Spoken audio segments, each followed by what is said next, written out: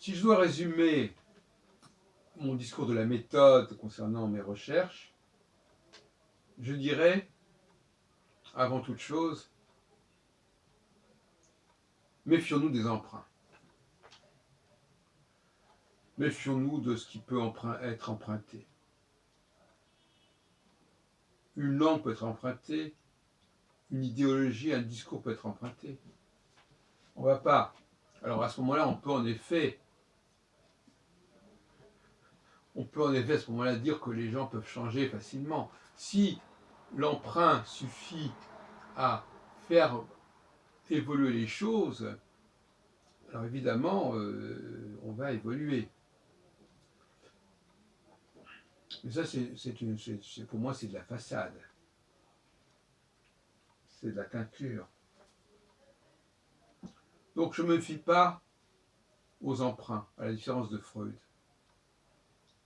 Je ne vais pas dire les juifs c'est le monothéisme, donc celui qui leur a donné le monothéisme c'est tel pharaon, etc. Non. Je ne dis pas non plus que les juifs sont des sémites parce que telle langue sémitique est celle qu'ils ont adoptée. Non. C'est pas comme ça que je travaille. Et je ne dis pas non plus que les femmes sont comme ceci ou qu'elles ont évolué parce qu'elles tiennent tel et tel propos. Ou parce qu'elles imitent, ou parce qu'elles calquent leur démarche sur celle des hommes. Ça n'est pas aussi simple que ça. Je cherche des expériences qui soient majeures. Alors, expérience au ce qui concerne les juifs, la question du départ, la question de partir, d'aller explorer de façon récurrente tout au long de leur histoire, ils partent. Et ce qui s'est passé au XXe siècle, c'est également cela. Le fait d'encourager les juifs à aller vers la terre de Palestine, au nom du sionisme, c'est en fin de compte les amener à rééditer un comportement extrêmement ancien, à réactiver un atavisme. Bon, les femmes, c'est aussi un sujet qui me passionne. Et là, il y a une action aussi qui est importante, c'est le rapport au silence. Parce que je distingue, comme vous le savez, l'altérité interne qui est une altérité silencieuse et l'altérité externe qui est une altérité bruyante. Et je dis que les femmes sont de façon indécrottable en quelque sorte dans la bruyance. Et puis il y a aussi la question des langues et le rôle économique que les langues doivent jouer à l'avenir, même s'il y a également là des emprunts, évidemment. Il y a des mots qui sont empruntés, voyez-vous, la notion d'emprunt, elle est récurrente. Et puis il y a la question de la musique.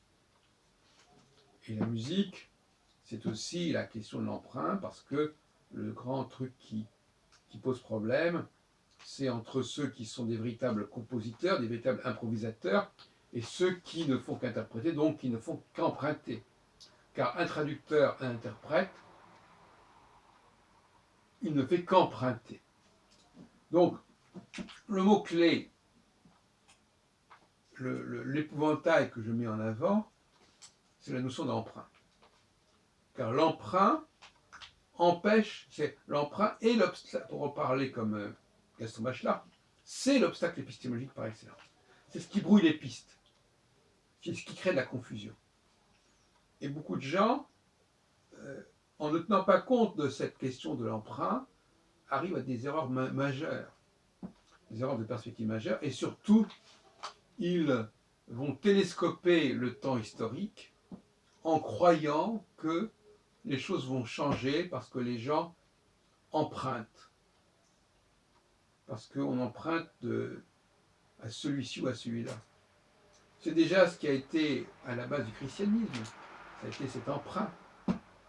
À la base de l'anglais, l'emprunt au français.